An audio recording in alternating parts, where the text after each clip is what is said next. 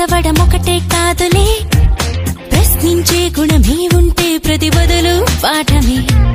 కనిపించే ప్రతి విషయంలో ఒక సూక్ష్మం తాగనే, కనిపించని ఆ సూక్ష్మంలో ఒక మర్మం ఉందిలే.